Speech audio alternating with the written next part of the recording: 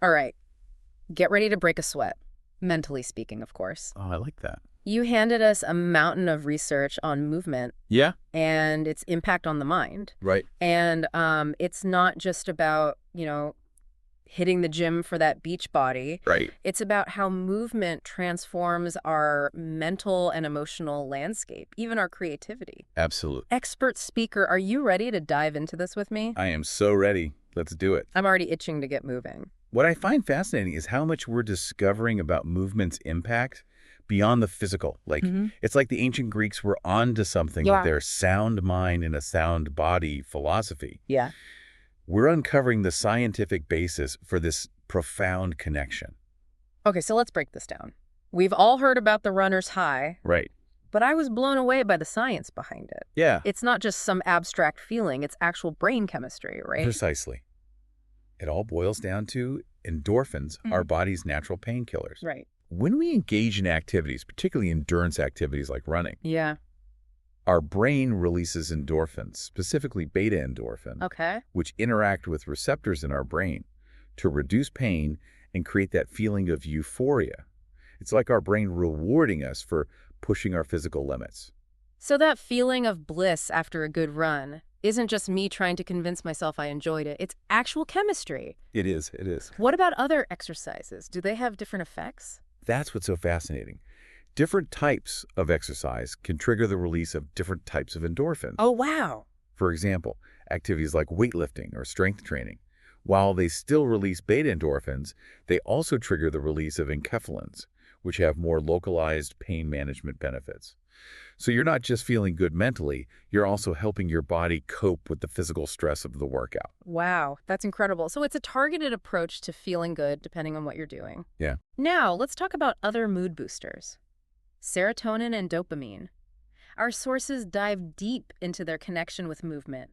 Can you give us a refresher on what they do? Absolutely. Serotonin is a neurotransmitter that plays a crucial role in mood regulation, sleep, and even appetite. Think of it as our brain's feel-good chemical. Dopamine, on the other hand, is associated with pleasure, reward, and motivation. It's what gives us that sense of accomplishment and drives us to seek out rewarding experiences. It's like our brain has a built-in reward system for staying active. It really does, yeah. So instead of reaching for another cup of coffee when I'm feeling sluggish, Right. maybe a quick walk around the block is what my brain actually craves. Exactly. And what's remarkable is that exercise doesn't just provide a temporary boost to these neurochemicals. Right. Regular physical activity has been shown to increase the production and regulation of these neurotransmitters over time, leading to long-term improvements in mood and overall mental well-being. This is where it gets really interesting for me. Our sources suggest that movement can be a powerful tool for processing emotions, almost like therapy. Oh, yeah.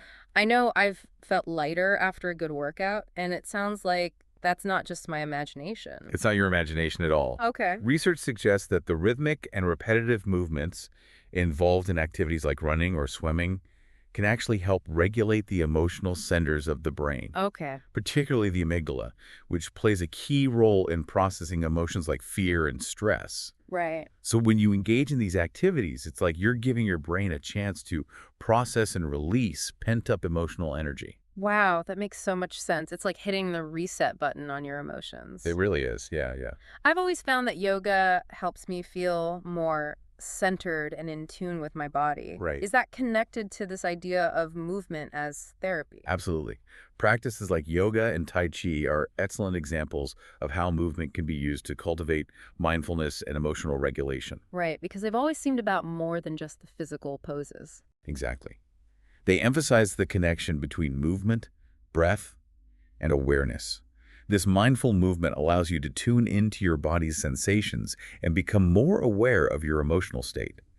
This heightened awareness, in turn, can help you manage stress, reduce anxiety, and cultivate a greater sense of emotional well-being.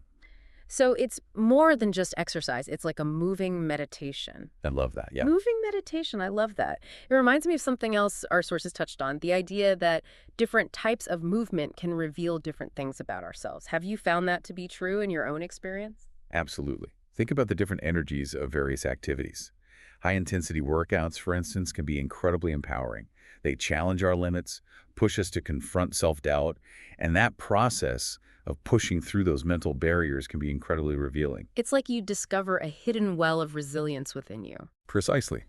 And then you have gentler practices like yoga or Tai Chi, which encourage introspection and a deeper understanding of our inner landscape. It's a journey inward rather than outward, and it can be incredibly powerful for self-discovery. And then there's dance. It's like emotion expressed through movement, a language all its own.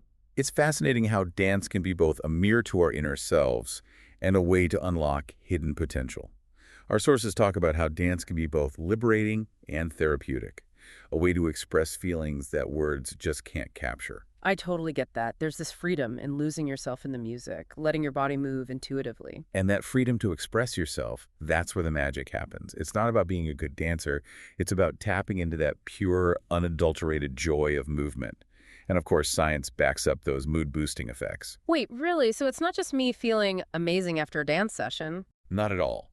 Studies have shown that dance can reduce stress hormones like cortisol and increase those feel-good neurochemicals we talked about earlier, endorphins, serotonin, dopamine. It's like a party in your brain.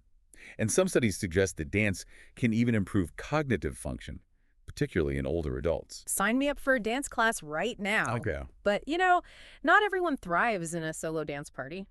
What about those of us who find motivation and energy from being part of a group? I know I'm much more likely to show up for a workout class than to exercise alone. You're not alone. Our sources highlight the incredible power of community when it comes to movement. Group fitness offers that sense of camaraderie, shared goals, and accountability that can be incredibly motivating. It's like you're part of something bigger than yourself, a team all working towards a common goal. Plus, it's just more fun to sweat it out with friends. Exactly. Our sources talk about how group exercise fosters a sense of belonging, which is crucial for mental and emotional well-being. There's something powerful about celebrating milestones together, pushing through challenges as a team, and just enjoying the social aspect of movement. It's like finding your tribe, but through burpees and box jumps. Speaking of different ways to move, can we circle back to the outdoors for a moment? Our sources were packed with research about the benefits of combining movement with nature. Rightfully so. There's something truly magical about immersing yourself in nature while moving your body. And it's not just magical, it's scientific. Studies show that spending time in nature, even for short periods, can reduce stress hormones, lower blood pressure, and improve overall well-being. It's like nature has this calming effect on our nervous systems. It's like hitting the reset button on your mind, but instead of a screen, it's trees and fresh air. So much better. Have you experienced this yourself? Absolutely. I find that even a short walk in the park can work wonders when I'm feeling stressed or overwhelmed. So we're talking about hiking, walking, maybe even some trail running? Exactly. Yeah. And it doesn't have to be strenuous. Even gentle activities like gardening or simply sitting under a tree while practicing mindful breathing can be incredibly grounding and restorative. It's about connecting with nature on a sensory level, the sights, the sounds, the fresh air, and allowing that sensory experience to calm your mind and revitalize your body. It makes you realize that movement doesn't have to happen in a gym or a studio. It can be incorporated into our everyday lives in simple yet profound ways. And, for a lot of people, incorporating more movement feels daunting, especially if they haven't been active in a while. But our sources emphasize that it doesn't have to be all or nothing. Even small daily movements can make a big difference. I'm all about those small changes that add up over time. What are some examples of incorporating those micro movements into a busy day? Well, it's all about finding those opportunities, really, to weave movement into your existing routine. Right. Instead of sitting through a phone call, Yeah. try walking around while you talk. Yep. Take the stairs instead of the elevator, even if it's just a couple of floors. Right. Turn on some music and dance while you're cooking dinner. Oh, I love that. Yeah. Little things like that. It doesn't require a huge lifestyle overhaul. It's about those little shifts in mindset and behavior. Exactly. And the beauty of it is that these small movements not only benefit your physical health, but also have a ripple effect on your mental and emotional well-being throughout the day. Okay, but what about people who might be thinking, this is all well and good, but I'm not getting any younger? Our sources had some interesting insights on movement and aging. It's a common misconception that physical activity is just for the young. The truth is, staying active throughout life is crucial for both physical and mental well-being, especially as we age. Yeah. There's this idea that at a certain age, you're supposed to slow down, take it easy. That's quite the opposite. Yeah. Our sources share some incredible stories of older adults who are thriving through movement. They're proving that age is just a number and that you're never too old to experience the joy and benefits of an active lifestyle. I find those stories so inspiring. It's like they've unlocked this secret to aging gracefully and vibrantly. And the science backs it up. For older adults, regular movement can help maintain strength, flexibility, and balance, which are crucial for maintaining independence and preventing falls. Right. It can also boost cognitive function, improve sleep, and reduce the risk of chronic diseases. So it's not just about adding years to your life, it's about adding life to your years. Precisely. And let's not forget the social and emotional benefits. Participating in group activities can combat loneliness, foster a sense of purpose, and create a supportive community. It all comes back to that idea of finding your tribe, no matter your age, through a shared passion for movement. And it's never too late to find that tribe. There are so many options out there, from dance classes to walking groups to adaptive sports programs. It's about finding those activities that bring you joy, challenge you, and make you feel truly alive. And, speaking of joy, something that really resonated with me throughout all of this research is the importance of play. Oh, yes. Play is essential, no matter your age. It's about tapping into that childlike sense of wonder and fun, letting go of self-consciousness, and simply enjoying the act of moving your body. I love that. It's like giving yourself permission to have fun with movement, to enjoy the process rather than getting caught up in achieving a specific outcome. Exactly, because ultimately the most sustainable and rewarding approach to movement is one that brings you joy, challenges you, and fits seamlessly into your life. Wow, this deep dive has been incredibly eye-opening. I'm feeling inspired to move my body in new ways and to prioritize those small daily movements that nourish both my mind and body. What I find most fascinating is how individualized this journey is. There's no one-size-fits-all approach.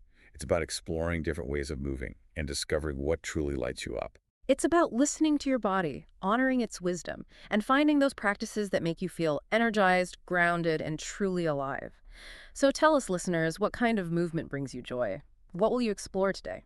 Remember, movement is a gift, a celebration of what your body can do. Embrace it, find your rhythm, and let it transform your life from the inside out. And on that note, we'll catch you in our next deep dive. Until then, keep those minds and bodies moving.